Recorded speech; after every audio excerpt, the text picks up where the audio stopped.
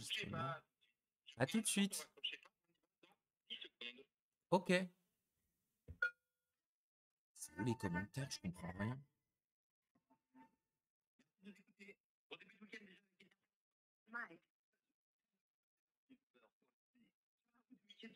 Je comprends rien, je trouve pas les commentaires.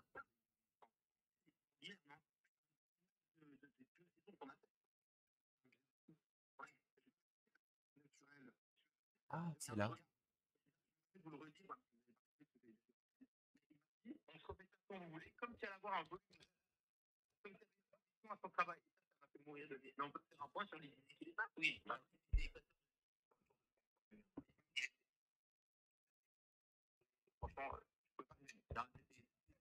Hello, vous me voyez, vous m'entendez? Parce que là, je suis tout seul. Oh, attendez, j'ai une interview avec Énergie. Pardon.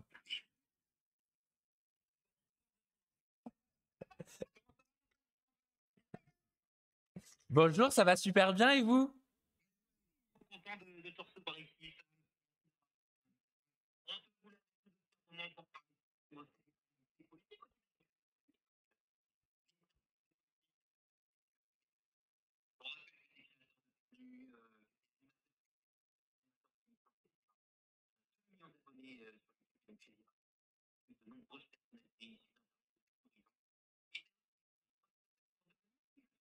Oui, c'était il y a un petit moment tout ça. Oh, oh bah qui je suis? Bah non, mais moi simplement, je dirais voilà, je suis un passionné de la création de contenu. Je faisais ça depuis que je suis gosse avec la caméra de mon père. Je mettais en scène mes meilleurs amis, je faisais des séries, je faisais des fausses interviews déjà à l'époque. Et aujourd'hui, j'en fais mon métier. Et ce qui est assez dingue, et justement, tu parlais de mon livre et j'en parle dedans, la vie est assez marrante, c'est que gamin, je m'amusais à travailler le week-end et j'avais appelé ma société, j'avais 11 ans. Je l'avais appelé ZS Company. C'était une société de production et aujourd'hui, ma boîte s'appelle de ZS Production. Donc voilà, j'ai réalisé ça il y a quelques années. En tout cas, je suis ravi d'être avec vous. J'adore votre vibes, j'adore votre énergie, sans mauvais jeu de mots, et j'adore votre accent. Ah bon, vous êtes sûr, vous n'avez pas d'accent? Vous êtes sûr, vous n'avez pas d'accent?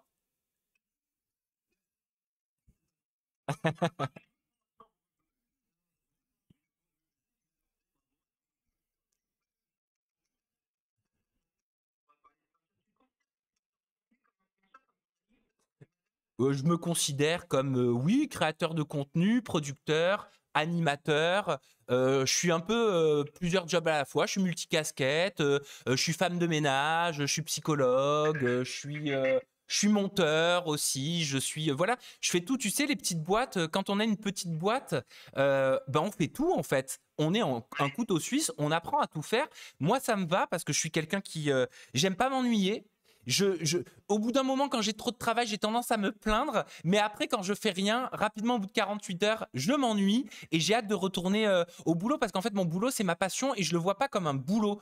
Voilà, j'adore ce que je fais et je pense que c'est pour ça que plus de 10 ans après, bah, je suis encore ici. Voilà. Oui, comment? Ah ben oui, mais c'est justement à mes abonnés que je parlais en disant bah, je vais avoir une petite interview énergie, mais j'avais pas vu que j'étais déjà en connexion avec vous. Eh ben ils entendent, c'est gentil pour eux.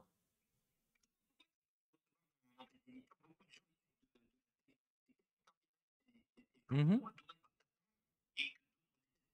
Bah, tout simplement parce que quand j'ai commencé il y a 10 ans, j'avais envie de les mettre en valeur. J'avais envie de les recevoir exactement comme un animateur que j'étais pas encore véritablement à l'époque, même si ça faisait 2-3 ans que j'avais embrassé cette carrière sur une chaîne un petit peu cachée sur le câble où je faisais des chroniques people et télé-réalité. C'est là où j'ai découvert véritablement ce métier et cette passion-là. D'ailleurs, j'avais regretté de ne pas avoir fait une école de journalisme quand j'avais découvert ce métier-là. Et je me rendais compte qu'à cette époque-là, il faut se remettre dans le contexte. Hein. En 2015, les candidats de télé-réalité étaient, je trouvais, j'estimais, pas traités avec respect, pas entendus, pas écoutés. Et j'avais envie d'apporter cet espace de parole dans ce contexte en 2015 précisément. Après, par la suite, bien évidemment, hein, l'industrie de la télé-réalité, de l'influence a fait que tout ça a grandement évolué. Et j'espère que j'ai réussi à évoluer avec.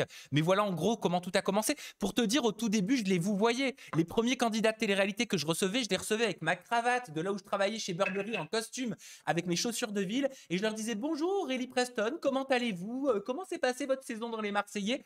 Quand je revois les premières vidéos, je trouve ça assez fou, quoi.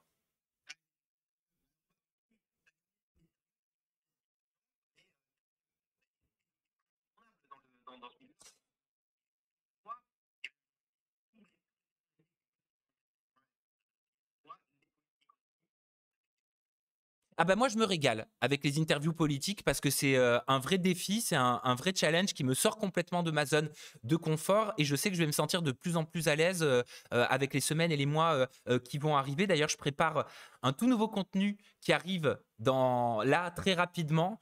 Qui va être un petit peu politiquement incorrect, mais qui va être passionnant parce qu'on en a beaucoup parlé avec mon équipe, on a brainstormé dessus. J'ai hâte de le proposer. Et au final, tu vois, tu me parles des politiques, mais en vrai, même si le fond est complètement différent que l'influence et la télé de divertissement, quoique l'influence, les politiques ont de l'influence et sont des influenceurs quelque part malgré eux aujourd'hui. La, la, la politique, déjà, elle ne doit pas être faite pour une élite.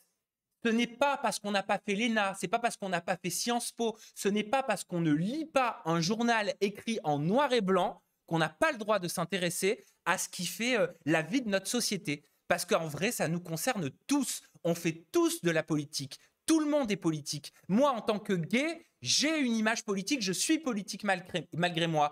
Une jeune fille avec une mini-jupe, elle est politique malgré elle parce qu'elle subit les sifflements, le harcèlement dans la rue. En parlant avec ses copines, elle fait de la politique. La politique, ce n'est pas que dans l'Assemblée. La politique, ce n'est pas que sur BFM Télé. La politique, ce n'est pas que sur des chaînes d'information en continu. Et la politique, c'est tout simplement pas fait que pour l'élite, c'est fait pour tout le monde. Voilà pourquoi j'ai commencé à parler politique.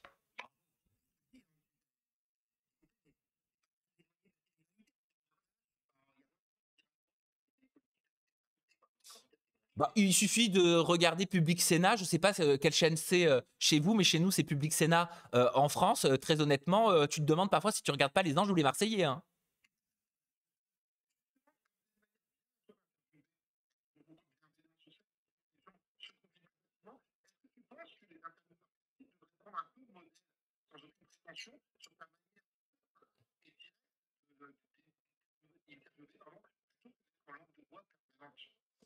Ah, mais moi, on m'accuse d'être langue de bois. Aussi souvent. Mais oui, mais on est tous langue de bois, on est tous hypocrites, on est tous honnêtes, on est tous méchants, on est tous gentils, on est tous bons, mal, mauvais, super, nuls. On est tous ces qualificatifs là. Je crois qu'il faut arrêter de se mettre, tu sais, dans des trucs. D'ailleurs, tu as dit tout à l'heure, et c'est normal, et t'inquiète, c'est pas du tout un reproche, mais tu as dit oui, tu interviews avec bienveillance, tu es bienveillant. Non, moi je ne me considère pas bienveillant. D'ailleurs, c'est quelque chose que je n'aime pas. Non, c'est quelque chose que j'aime pas. Je suis pas bienveillant, je suis pro. Je fais mon truc, tu vois, avec mon éducation, avec la somme de tout ce que ma maman, mon papa, ils m'ont appris, avec mon vécu, avec mon environnement, avec mes blessures, avec ma passion, avec ma ferveur à moi. Et c'est la somme de ce qu'on voit à l'écran. Mais la volonté n'est pas d'être bienveillant. La volonté, elle est simplement de mettre à l'aise les personnes qui sont en face de moi, parce que moi, on m'a toujours éduqué comme ça. On m'a dit, voilà, quand tu reçois quelqu'un chez toi, bah, tu lui proposes à boire, tu lui proposes à manger, tu lui demandes si tout va bien, si tu veux poser sa veste.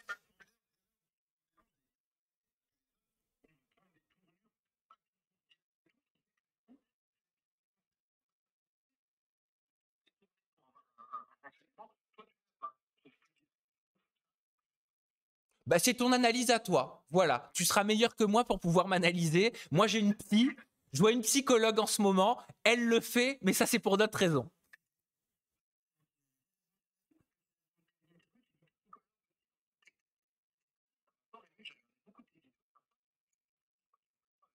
Oui.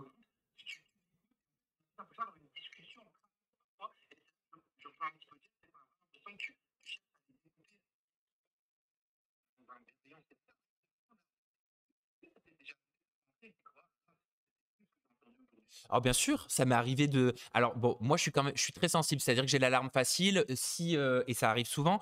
Si j'ai un invité en face de moi qui pleure, je vais avoir tendance à vouloir pleurer avec lui parce que ça vient comme ça, voilà, tout simplement parce que ça me touche et je vis le truc avec lui et j'ai conscience que faire une interview, c'est un moment qui est important parce qu'en fait, on a toutes nos croyances limitantes, nos masques sociaux qu'on veut mettre. Peut-être même que j'ai là, avec vous, tu vois, sans faire exprès, pour montrer la meilleure version de moi-même, expression des années 2015 que je déteste aujourd'hui.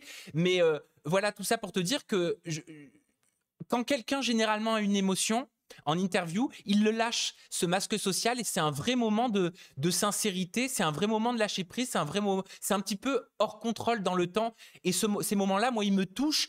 Et oui, ça m'est déjà arrivé de devoir de quitter une interview. Heureusement, c'est rare, parce que j'étais en crise de larmes. C'est arrivé dans une interview justice avec une maman qui me racontait la perte tragique de son fils dans un ascenseur. Et je n'ai pas pu. Je n'ai pas pu, alors je m'en suis voulu parce que j'avais l'impression de ne pas être assez à la hauteur pour accompagner sa parole, mais j'ai dû faire une pause de 5-10 minutes où je suis parti, je me suis excusé, je me suis confondu en larmes parce que je voulais pas la mettre mal à l'aise, mais tu contrôles pas ce genre de truc.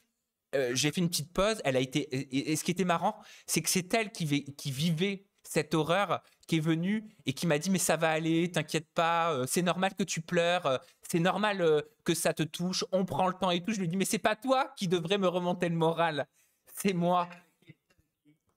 C'était avec une maman qui me racontait l'horreur qu'elle avait vécue dans un supermarché, enfin bref, tout le cercle juridique dans lequel elle se trouvait. C'était une interview justice. Voilà, c'est une interview qui est importante pour moi parce que c'est un format d'interview qui est important parce que c'est un format d'interview qui n'est pas comme les autres.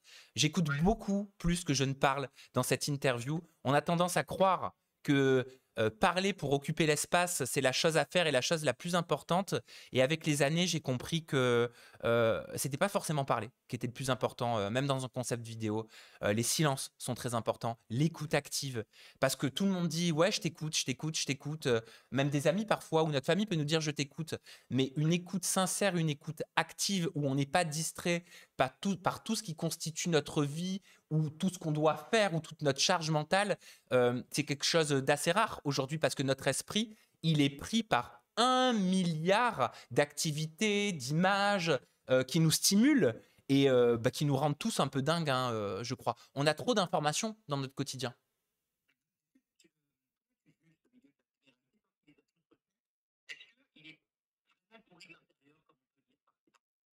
Non, c'est un milieu où il y a un certain nombre de personnes qui sont en place depuis plusieurs années, qui tiennent les ficelles, qui ont un pouvoir, qui veulent garder ce pouvoir et qui essaient d'avoir un petit peu droit de vie ou de mort sur ce genre télévisuel qu'est la télé-réalité. Alors, je parle de certaines productions, oui. Alors, ça passe bien évidemment par des délits, hein, par de l'abus d'influence, par de l'abus de pouvoir, par le fait de. Comment ça s'appelle? Je perds mes mots, c'est la fin de journée, je suis un peu fatigué, désolé. En plus, j'ai tous les nouveaux décors et tout. La semaine, elle a été intense, enfin, les dernières semaines depuis la reprise. Euh, c'est un petit noyau qui veut garder le pouvoir, qui veut garder le contrôle et qui met une pression et une crainte et des menaces sur les candidats de télé-réalité dont ils ne parleront jamais. Et je crois même que c'est la première fois que je dis ça là comme ça avec vous, mais dont ils ne parleront jamais parce que eux veulent continuer de tourner. Eux sont tenus justement par cet abus de pouvoir et cet abus d'influence et cette envie de continuer à tourner et de devenir des personnalités et en pensant que la télé-réalité et toutes les promesses que vont leur faire ces productions vont leur servir pour leurs intérêts professionnels personnels par la suite, mais en coupant leur liberté d'expression, en coupant leur liberté de circulation, en coupant leur liberté fondamentale, tout simplement. C'est ça, je trouve ça hyper malsain. Et c'est quelque chose, je pense, dont je vais de plus en plus parler.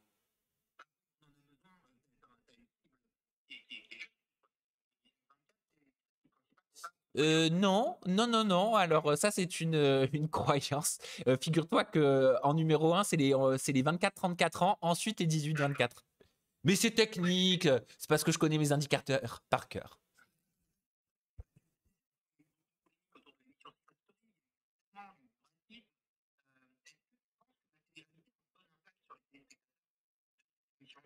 Oui, de plus en plus, parce que les téléspectateurs des émissions de la télé-réalité, justement, je trouve, commente la télé-réalité avec un œil toujours plus aiguisé et même, je vais te dire, un œil toujours plus politique. Parce qu'en vrai, la leçon que nous a apporté Secret Story, là où beaucoup ne voyaient pas de racisme systémique, les téléspectateurs, eux, ont vu des systèmes et un système qu'ils avaient l'habitude de voir dans leur vie qui est totalement inconscient, inconscientisé, que certains font avec ou ont avec des réactions qu'ils ne contrôlent pas, qu'ils ne penseraient même jamais avoir ou jamais exister, ou vont se défendre en disant mais c'est pas possible, je peux pas être comme ci parce que j'ai un ami qui est comme ça. Mais en vrai, c'est beaucoup plus profond que ça. Et typiquement, cette nouvelle saison de Secret Story, c'est ce qu'elle nous a enseigné, je trouve. Donc le public et j'espère les médias en ont tiré des leçons. J'espère aussi quelque part la production. J'ai trouvé dommage par la suite quand les candidats avaient des interviews à la sortie, à part alors, comment elle s'appelle déjà? Pardon, j'ai un trou de mémoire. La première qui est sortie, peut-être que mes abonnés sur Twitch ils vont me le dire. Marianne. Marianne, elle a eu droit aux questions des journalistes en mode racisme, harcèlement, etc. Si tu t'amuses à regarder plus en profondeur les interviews des autres, eux n'ont pas eu le même traitement, alors pourtant qu'ils avaient des choses similaires, peut-être parfois même pires, qui leur étaient reprochées. Ça, c'est tout simplement parce qu'ils ont eu des recommandations certainement de la production. Les journalistes ont eu des recommandations de ne plus poser aucune question. Et ça, c'est quelque chose que je déplore et que je dénonce aussi, que je dénonce depuis des années. C'est cette ingérence de certaines boîtes de production qui demandent aux journalistes de ne pas parler de sexisme, de ne pas parler de racisme, de ne pas parler d'homophobie, de ne pas parler en fait de tout ce dont on devrait parler, parce que ce sont ces sujets-là qui devraient être mis sur la table. Et je ne comprends pas pourquoi justement de ces sujets-là, ils ne s'en servent pas comme levier, s'ils les ont, parce qu'ils disent que c'est la vie. C'est une télé d'enfermement, c'est la vie, c'est comme ça fait partie de la vie, c'est le reflet de la vie. Et ben dans la vie, si c'est véritablement le reflet de la vie, on traite de ces sujets-là. On les met pas sous le tapis, on les met pas au placard, on ne fait pas comme s'ils n'existaient pas. Et c'est dommage que beaucoup trop font comme si ça n'existait pas. Mais le public, lui, ne le fait pas. Et ça, c'est cool.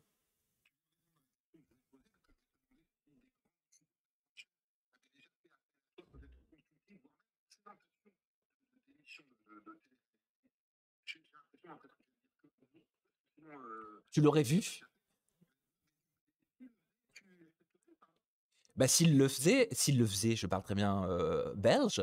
euh, Oui, bien sûr, bien sûr. Moi, j'ai toujours aimé la télé. Moi, j'ai grandi avec la télévision. J'ai grandi avec le hertzien. La télé m'a fait rêver. La petite lucarne, comme on disait à l'époque, ça va pas me rajeunir, m'a fait rêver. Et je pense que ça se voit dans mes productions et dans mes contenus digitaux. J'essaie toujours de me rapprocher toujours plus de la télé parce que pour moi, la télé, c'est la qualité. Donc, j'essaie de toujours, d'année en année, de monter un step, de monter en qualité, que ce soit au niveau du fond comme au niveau de la forme. Voilà. Et c'est ce que j'ai fait dernièrement. Voilà, je vous présente mon nouveau décor. J'ai beaucoup bossé dessus et je suis hyper content parce qu'il a plu. J'avais grave peur.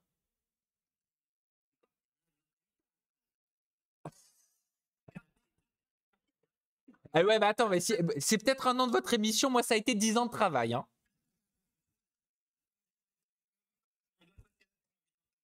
Ça marche, on se retrouve après la pub.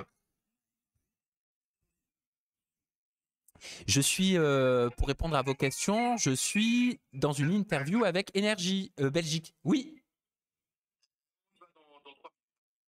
pas de souci. Vous me dites, moi, je suis là pour vous, je suis à votre disposition.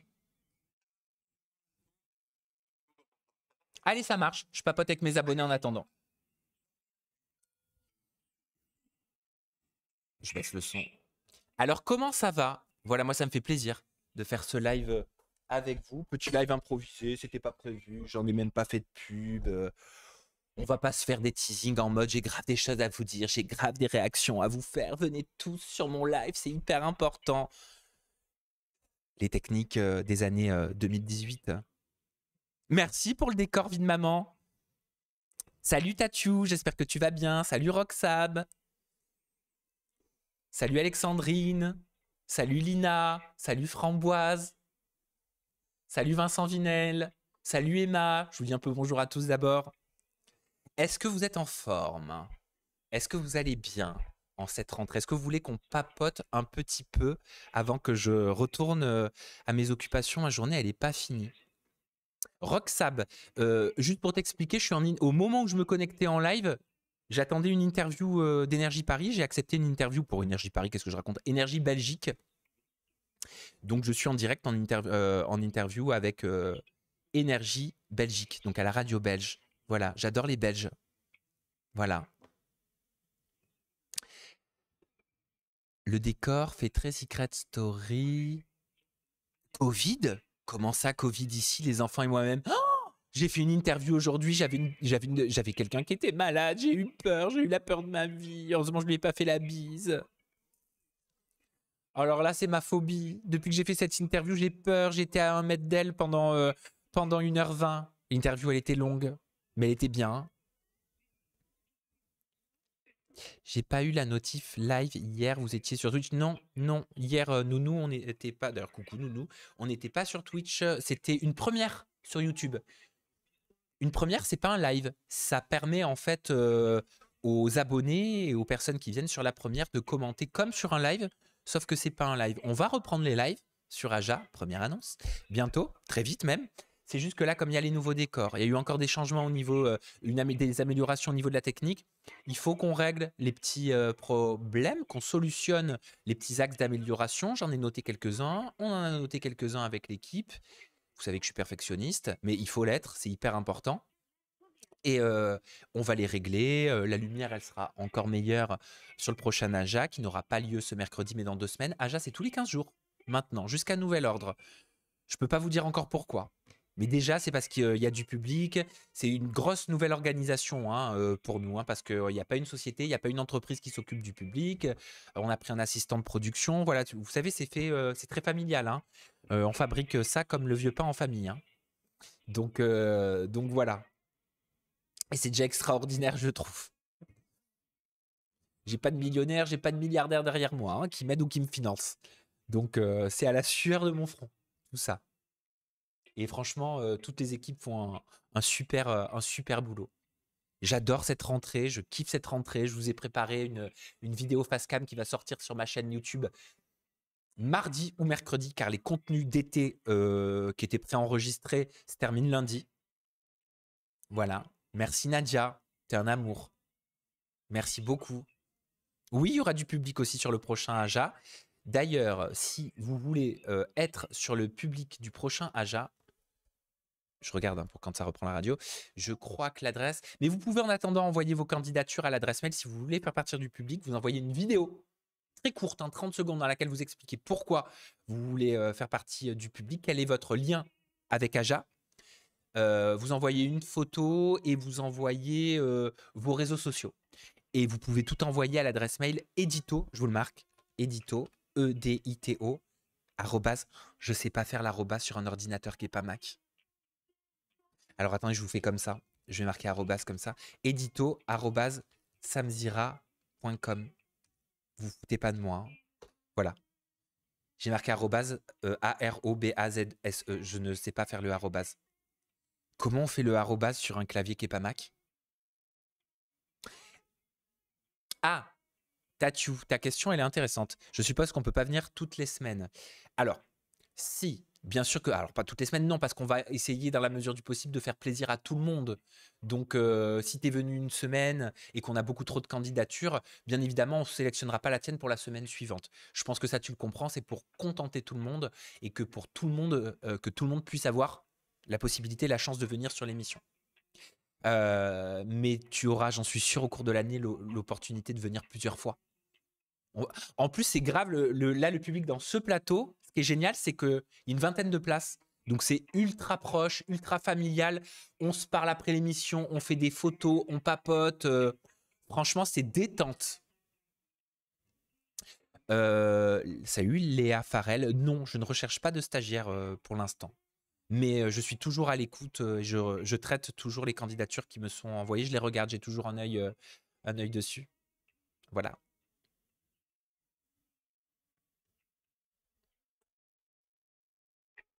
Je trouve que le coiffeur m'a raté.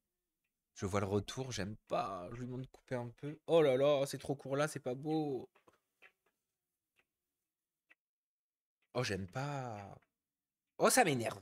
J'aime pas mes cheveux. Attends, en fait, c'est peut-être l'angle. Oh, c'est encore pire. Bon, allez, on s'en fout en fait de mes cheveux. Voilà.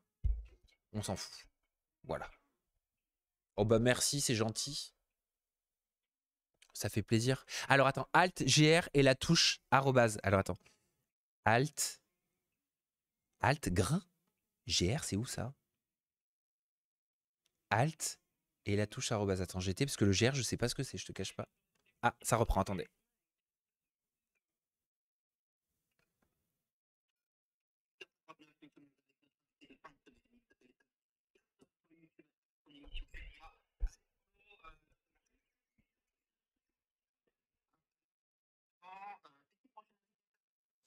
Le prochain invité. Ou alors attends, parce que là j'ai recommencé à enregistrer des interviews il y a quelques jours, j'en ai eu aujourd'hui. Je pense que la prochaine interview qui sortira, allez, je te le dis, en exclu, ce sera Yamina, qu'on avait vu dans la saison 2 de Frenchy Shore et qui va enfin répondre à cette question. Va-t-il y avoir une saison 3 de Frenchy Shore, oui ou non? Ça sortira en début de semaine prochaine sur ma chaîne.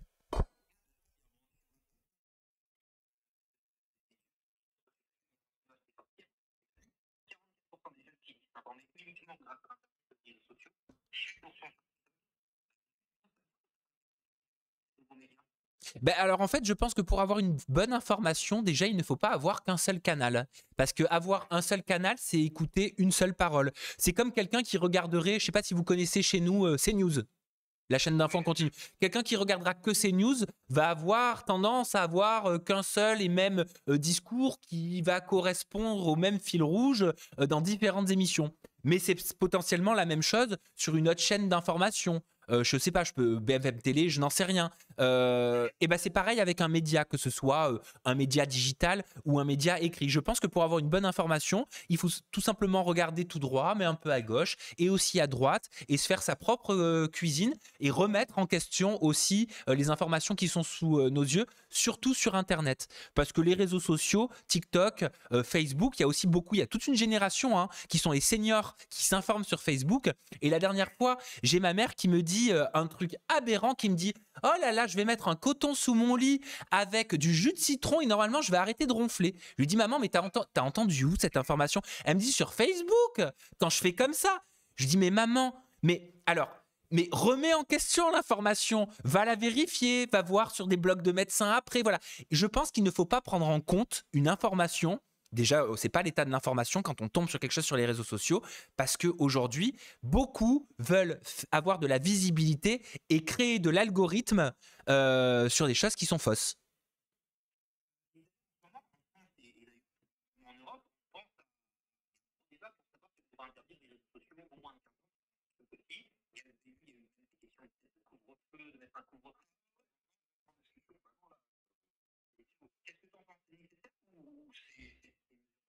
Je sais pas, moi, il me semble que c'est un petit peu une mesure dans le vent. En tout cas, comment tu me la présentes, hein, j'ai pas encore mis mon nez dedans, donc j'ai pas assez de technique pour pouvoir te répondre. Par contre, là, comme ça, je te dirais un couvre-feu. Comment tu veux faire un couvre-feu sur les réseaux sociaux? J'ai l'impression que sur le digital, tu as toujours une possibilité pour te faire passer pour quelqu'un que tu n'es pas.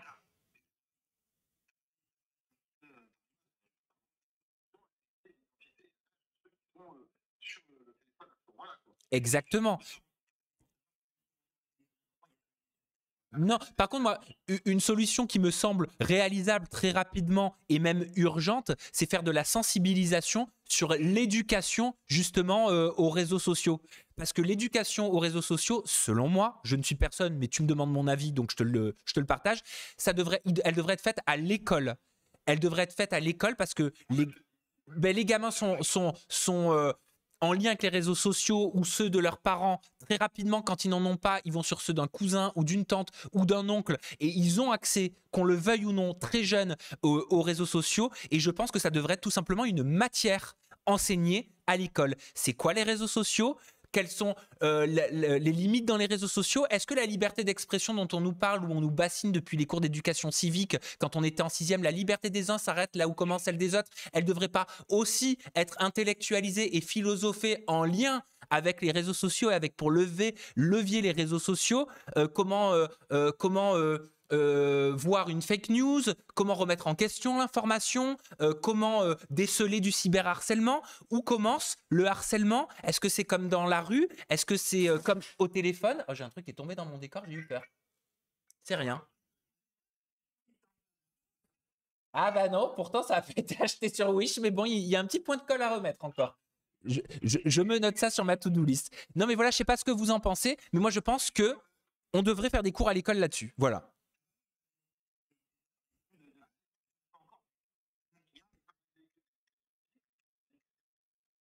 Oui.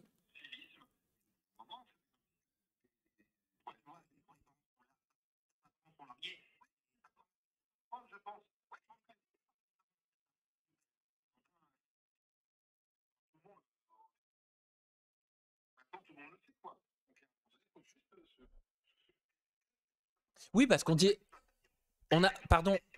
Ah, vas-y.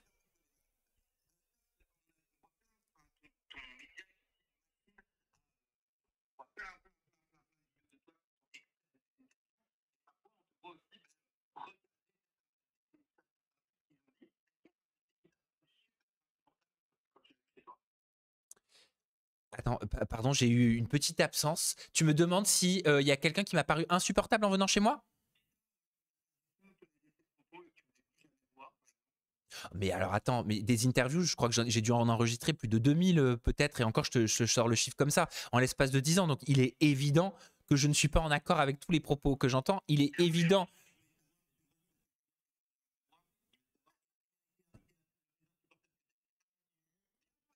Ah, mais fallait le dire comme ça, faut pas hésiter. On est comme à la maison. Bah écoute, l'invité le plus insupportable que j'ai reçu. Mais alors attends, moi je veux bien te donner un nom, mais le truc c'est que comme ça me vient pas. J'en ai reçu tellement. Je demande à mes abonnés, il y a un invité le plus insupportable que j'ai reçu, que vous imaginez, enfin que je pourrais dire, parce que là comme ça je vois pas. Si vous pouvez m'aider. Non, je veux dire, j'avais vachement appréhendé l'interview de Dylan Thierry que j'avais faite. Mais oui, mais sauf que oui, oui, non, mais alors je l'avais grave préparé cette interview justement pour pouvoir le confronter parce que je savais qu'il aurait réponse à tout. Mais étonnamment, et alors ça, c'est le choc des nations, c'est que en off, il a été adorable et très poli. Donc il n'avait pas du tout l'image que je me faisais de lui. Tu vois ce que je veux dire par rapport à celle qui dégageait sur les réseaux sociaux. Ça, voilà, par exemple, c'est un petit paradoxe que j'avais noté. Mais Morgan Makeup, moi je l'adore. Et Morgan Makeup, je défendrai toujours le droit qu'elle a à être sur les réseaux sociaux ou à être reçue sur une radio ou en interview. Et je trouve, mais j'ai l'impression, tout le monde me questionne là-dessus, mais je vais encore me répéter. Mais je trouve, c'est pas vous qui l'avez dit, hein, mais que de dire oui, mais elle est handicapée, et ben je trouve que c'est de la discrimination que de dire qu'une personne déjà qui serait handicapée ou qu'il l'est, n'aurait pas le droit d'avoir la parole à partir du moment où elle gère sa vie, où elle n'est pas sous tutelle, je parle en général, et où cette personne paye ses factures, a un appartement, gagne de l'argent, a un compte bancaire. Qui sont ces personnes et que font ces personnes quand elles disent ça et qu'elles se permettent de dire ce que devrait ou ne devrait pas faire une personne selon eux? Et ben ça s'appelle de la discrimination que de dire qu'une personne handicapée n'a pas le droit à la parole sur les réseaux sociaux.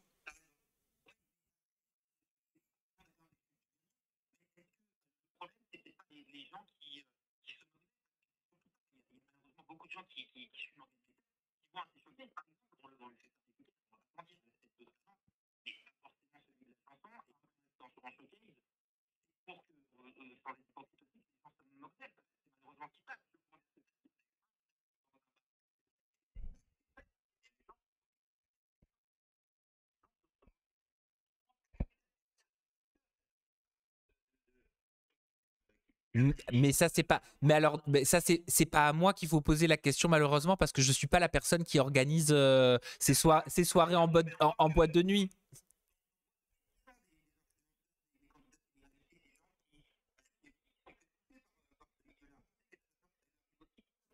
Et ben, pour l'instant, moi je vois une jeune fille, en tout cas, qui a l'air de s'épanouir dans ce qu'elle fait.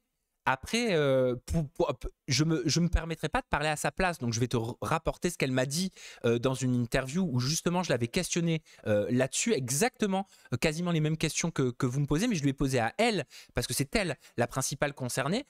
Elle m'a dit qu'elle en avait complètement conscience et qu'elle jouait de ça et qu'elle en avait fait son business.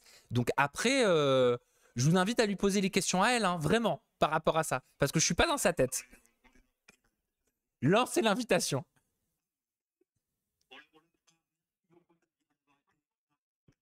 Avec plaisir. Merci pour ce moment sympathique en votre compagnie.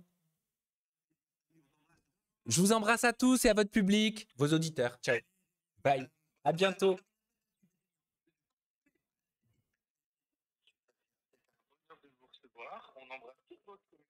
Comment on fait? Oui, je sais pas comment. Ah voilà. Comme ça. Bon, comment ça va? Ça y est, moi j'ai terminé mon interview avec Énergie Belgique. On peut passer un petit instant ensemble. On peut papoter ensemble. Moi, pour vous raconter un petit peu, j'ai repris les tournages d'interview mardi dernier. Aujourd'hui, j'étais en tournage d'interview. Mercredi, on a tourné Aja. Il a été diffusé jeudi. Là, depuis 2 semaines, non, je crois que j'ai repris il y a 2 semaines, donc c'est ma 3e semaine de reprise. C'est juste que les 2 premières semaines, elles n'étaient pas vraiment vues parce que j'étais dans les décors, dans toutes les nouveautés, dans la technique, dans l'organisation de cette nouvelle saison. Enfin voilà. Mais je passe une super rentrée. J'ai une énergie de malade. Je suis galvanisé, porté par tous les projets, par tout ce qui va se mettre en place là très rapidement, par cette nouvelle déco, par ce décor qui a pris enfin réalité, alors que ça faisait des semaines que je bossais dessus avec la société qui a taffé justement sur le design, qui a tout conceptualisé, qui sont juste incroyables. Voilà. Donc, mais tout ça, je vous expliquerai tout. Je vous expliquerai tout dans une vidéo face cam qui va sortir en début de semaine prochaine. Moi, j'ai rien prévu pour ce petit live qu'on fait ensemble. J'ai pas prévu de thématique, j'ai juste prévu de papoter là, comme ça, simplement, avec vous, sans savoir ce qui va se passer. Vous voyez, j'ai fait des progrès, hein, j'ai fait des efforts, hein.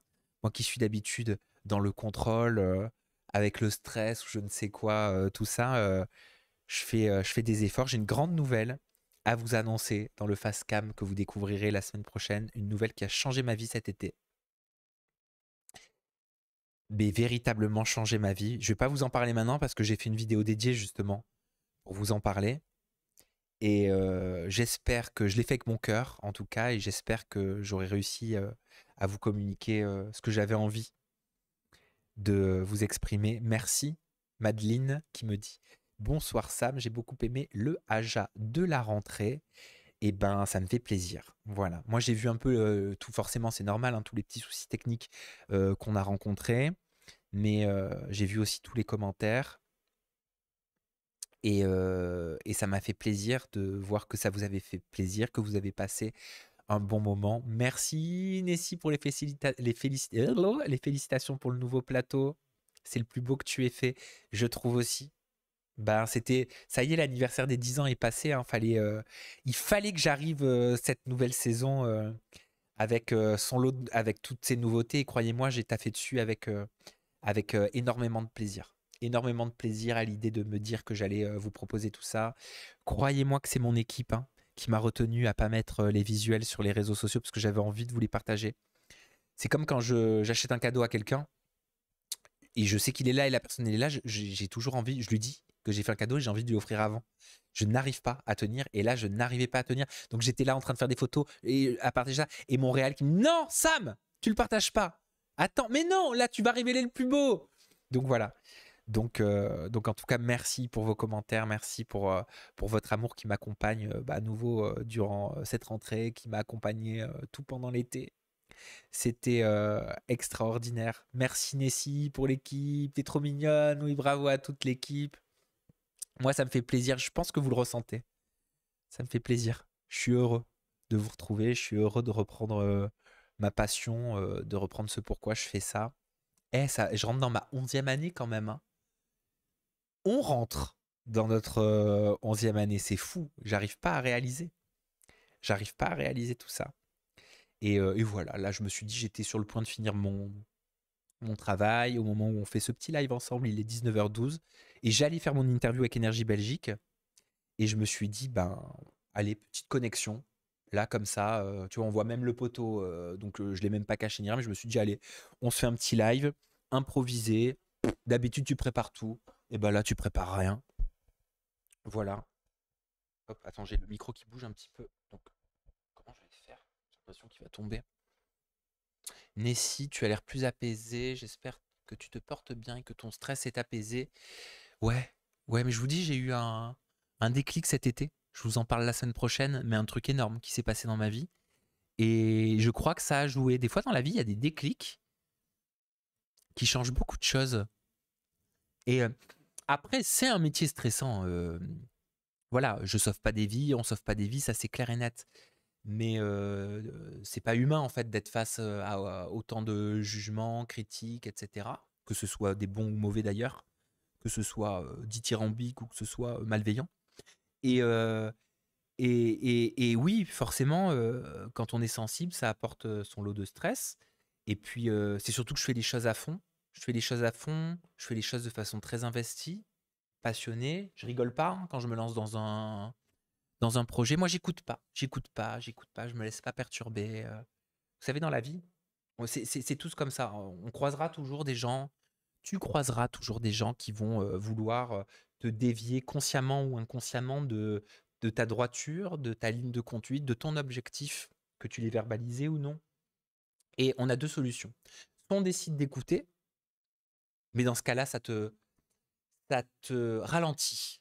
Voilà, c'est comme si tu passais de la quatrième à la première. Certaines personnes, malheureusement, se mettent même au point mort. C'est comme ça que parfois certains font des dépressions, des burn-out, etc. Ils se sentent tellement mal qu'ils n'arrivent plus à avancer. Ou alors, tu décides de faire fi de tout ça. C'est très dur, c'est pas évident, mais de rester focus et concentré sur ton objectif. Voilà, avec l'entourage qui partage ton énergie et ton objectif. Et c'est ce que je fais. Et c'est ce que je fais, c'est pour ça que j'avance. Et d'ailleurs, j'ai jamais autant avancé que ces derniers mois. Et je le dis en toute humilité, parce que ça a été un gros exercice que j'ai fait sur moi et pour lequel je suis suivi aussi. Avant, je croyais que ça servait à rien de parler à un psy, à un professionnel. Et je me suis rendu compte que c'était une fausse croyance que j'avais. Et parce que j'ai travaillé là-dessus, bah, c'est peut-être ça qui fait que ça sent que je suis plus détendu, plus serein, même en pleine tempête. Voilà.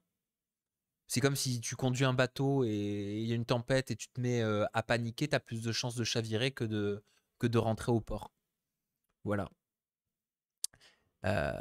Donc voilà, ça c'est un petit peu mon état d'esprit et je kiffe cette rentrée.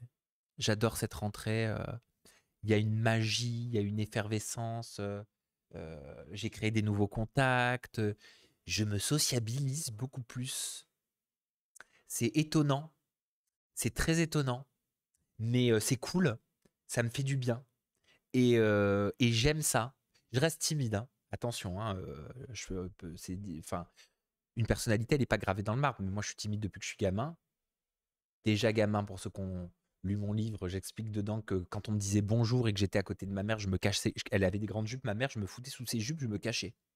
Parce que je ne voulais pas qu'on me regarde, je ne voulais pas qu'on me dise bonjour, ça me gênait, je rougissais.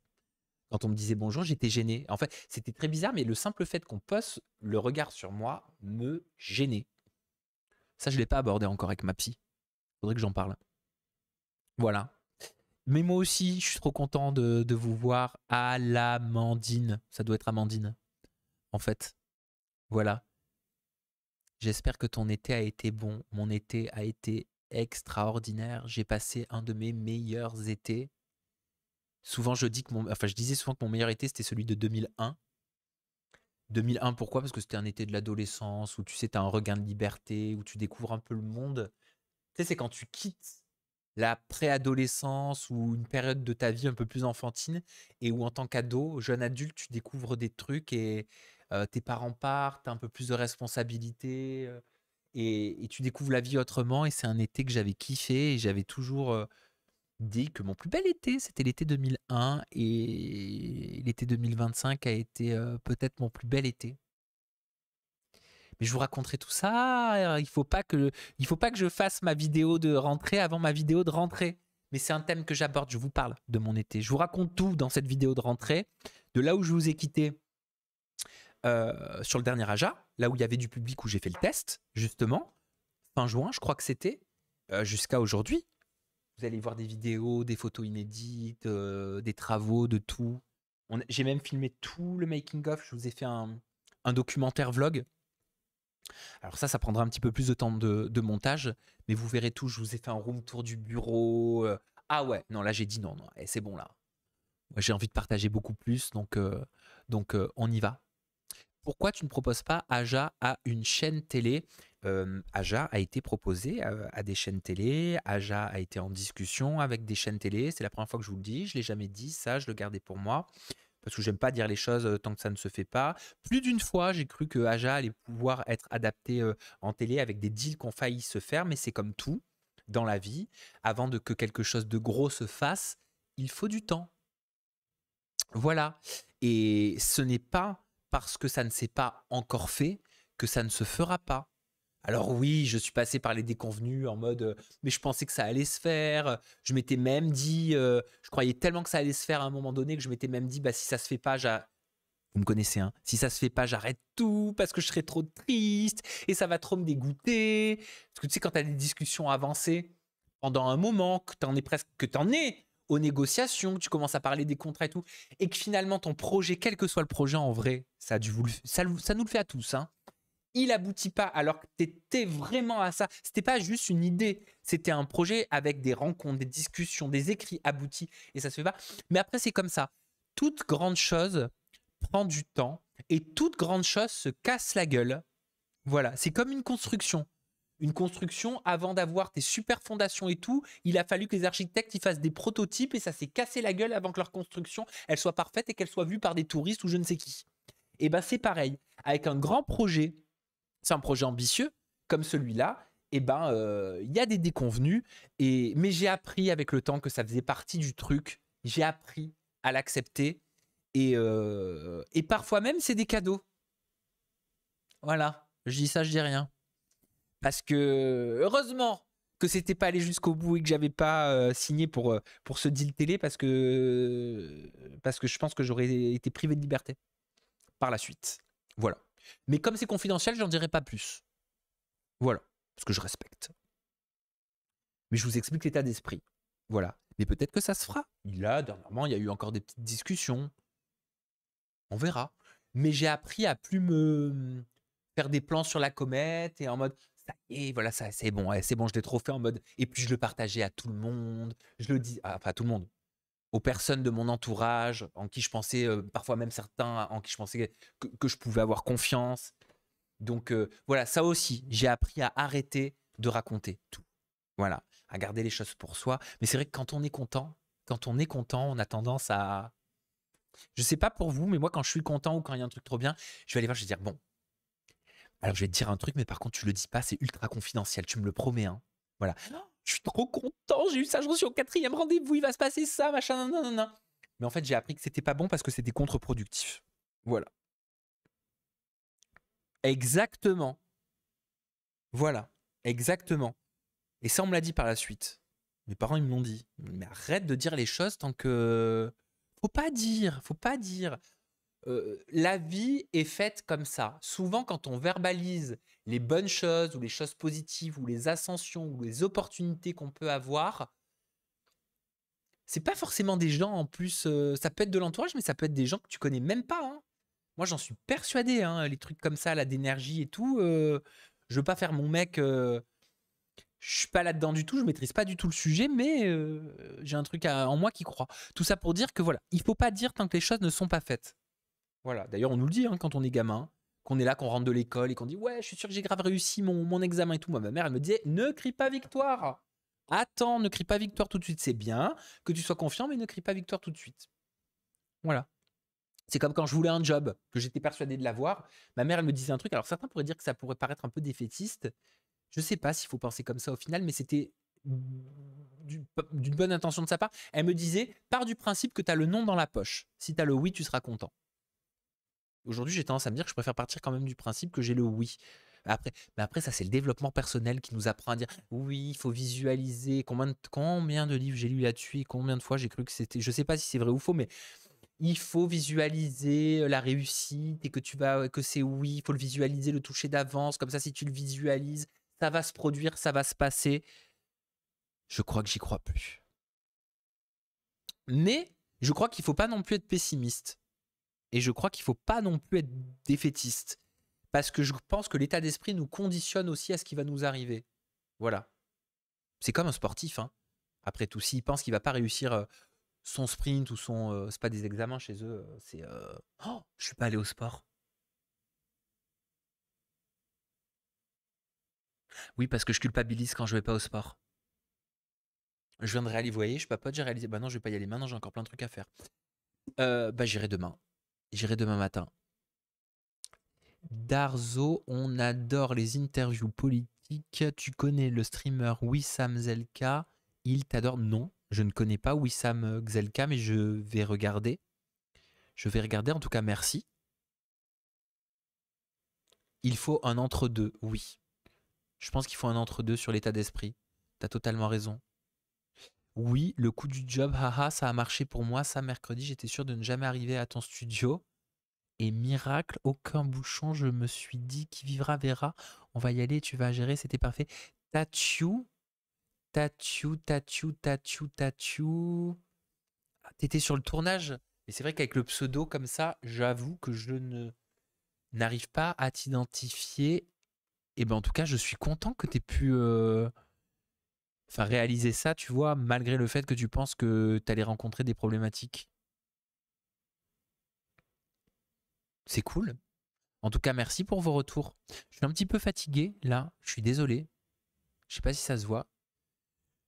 C'est toute la journée, je crois que c'est les 3 semaines qui viennent de se passer, alors que j'étais en vacances et que c'était super et que j'étais grave reposé. Mais là, les 3 semaines, elles ont été un peu intenses. Tu sais que les délais, de se dire, ah voilà, puis c'est toujours comme ça. Hein. T'as beau te dire, ah oui, ce sera fini 4 jours avant les tournages, on aura le temps de faire les répétitions et tout. Le jour même, t'as encore des trucs à poser. Hein. Hello Sam, waouh, je te suis sur YouTube depuis des années. C'est la première fois que je tombe sur un de tes lives. Trop contente. Ah bah c'est cool. J'en ai fait quelques-uns l'année dernière, mais pas beaucoup. J'en faisais plus l'année d'avant. Mais oui, mais j'ai un gros truc à vous dire. Et j'espère que je vais le tenir. Je vais tout faire pour le tenir. Mais si je vous le dis, ça veut dire que on passe le pacte ensemble. Normalement, tous les vendredis, je suis en live Twitch avec vous. Tous les vendredis. On se choisira une thématique, on papotera. Et petit à petit, bien sûr, je pense que moi, ça me ferait plaisir de vous apporter des thèmes que j'ai envie enfin des thèmes qui me parlent, des thèmes qui me passionnent, qui me oui, qui me parlent et sur lesquels j'aurais envie de discuter avec vous. Donc je vais y réfléchir, mais je vous dirais peut-être voilà, il y a ce sujet, j'ai bien envie moi d'en parler avec vous. On se retrouve pour ça. Donc voilà, on se retrouve vendredi prochain. Vendredi prochain, je refais un live Twitch avec vous. C'est dans mon agenda, c'est-à-dire que je l'ai intégré à mon agenda maintenant.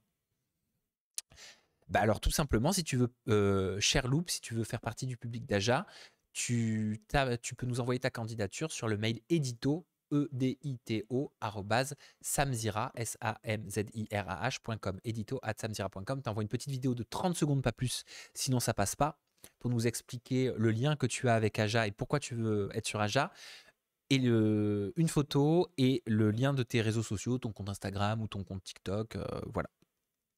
Voilà. Bon les amis, je vais devoir fermer boutique parce qu'il est 19h30, j'ai encore du boulot et j'ai ma petite Yvette qui m'attend pour que je lui donne à manger. Normalement son heure c'est 19h et mon chéri n'est pas là. Donc j'ai mon enfant à nourrir et je veux être un bon père. Donc voilà, donc je vais devoir couper le live. Mais c'était cool de partager ce petit moment avec vous. En plus vous avez vécu l'interview énergie, ça s'est passé un peu comme ça au même moment. Donc c'était cool aussi.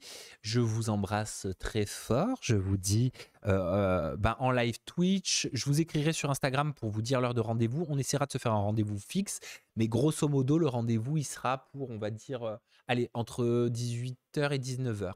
Ou 18h30 et 19h. Je vous tiendrai au courant. Ciao Nessie. Ciao Laetitia. Ciao Marmomotte. Ciao Nounou. Ciao Tachou. Je vous embrasse tous. Prenez soin de vous. Je vous aime fort.